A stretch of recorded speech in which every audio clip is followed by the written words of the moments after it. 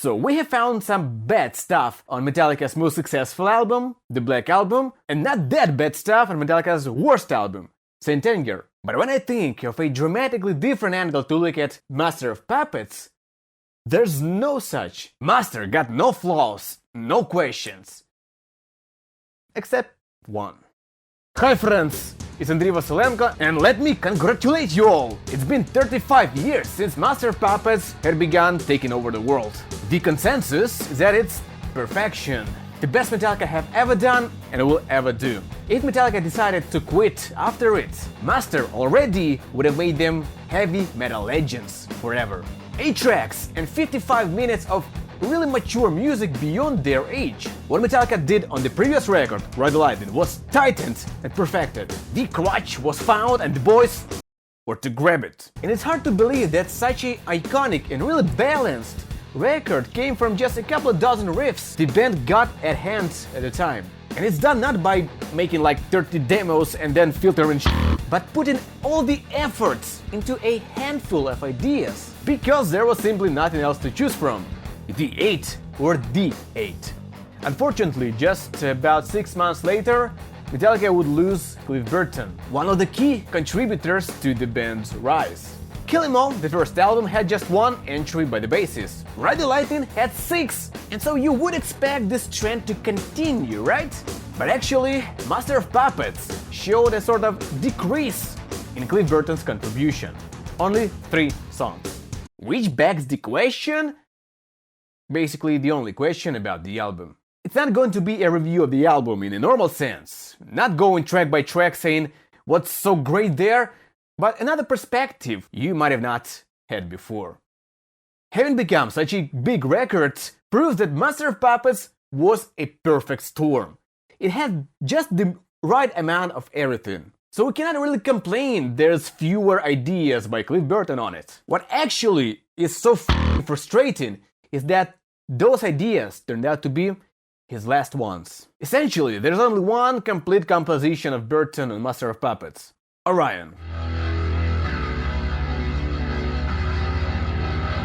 James and Lars gave it a proper shape, and Kirk's solos were cherry in the pie. Cliff may have put most of his creative efforts in this single piece, while on Ride the Lightning it was kinda evenly spread over the album, primarily in the form of harmonies.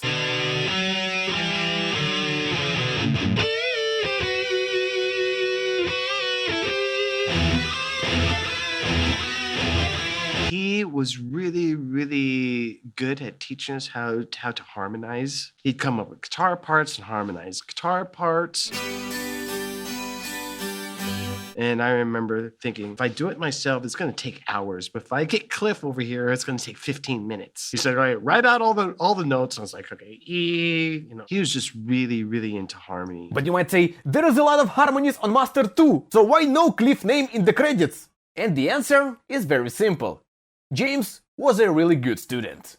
And there is a funny story showing that that's basically how it went. Metallica were recording Ride the Lightning in Denmark. Cliff had done his bass stuff early and flew back home, leaving James alone in figuring out the last remaining harmony, Invhung the Beltos. He was really nervous, but he managed to put the right notes there without the supervision of his teacher, Mr. Burton. And him just like being frustrated and going, fuck, I wish Cliff was here. It took a few days, but eventually he worked it out. Hetfield was, as the saying goes, оторван от сиськи. Now he was ready to handle that stuff on the future albums. And boy did he.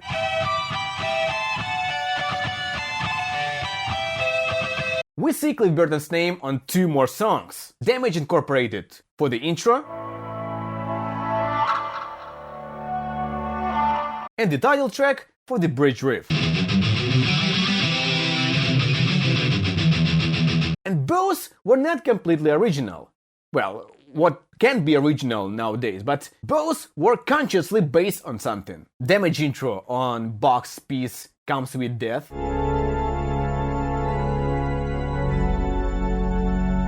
even though it became almost unrecognizable after Cliff's manipulations, unlike the other, which is straight up from Andy Warhol by David Bowie.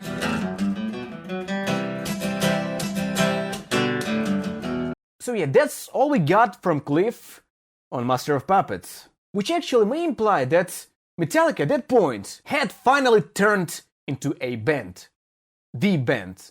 The f***ing band. Lars had learned how to count, and Kirk got riffs on 5 tracks out of 8, and we know for sure 3 of them. Master,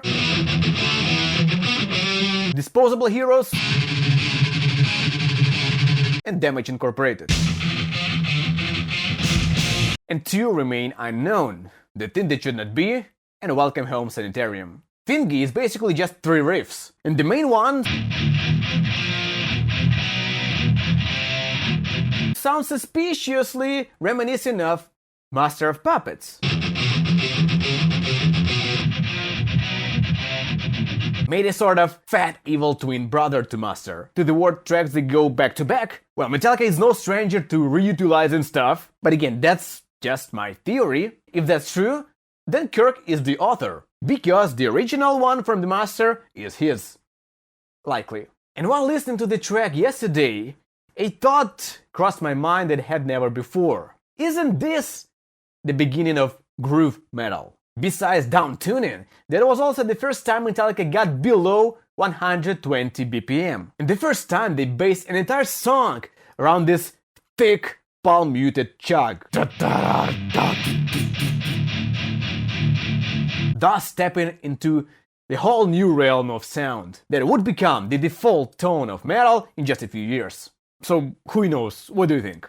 Another track featuring an unknown riff contribution by Kirk Hammett is Welcome Home Sanitarium, which is really weird because all the riffs appear on James's riff tapes.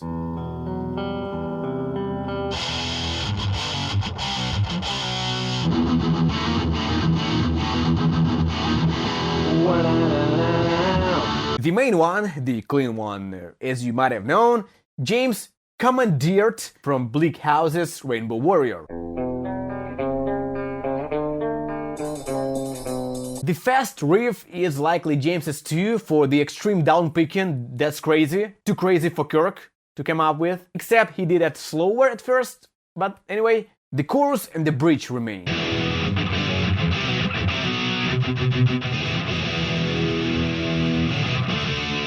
Which one to you sounds more Kirkish?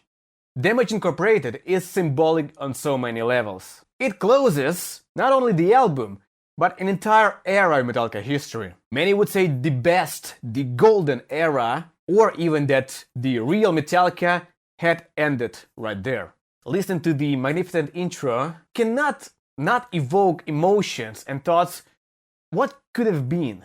And the track in general is a really dense concentrate on what the band had learned and had become.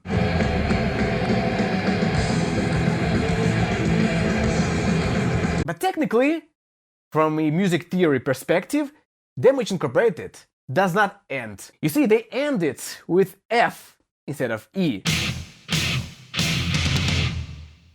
And so it remains unresolved. Like, we're not done yet, motherfucker!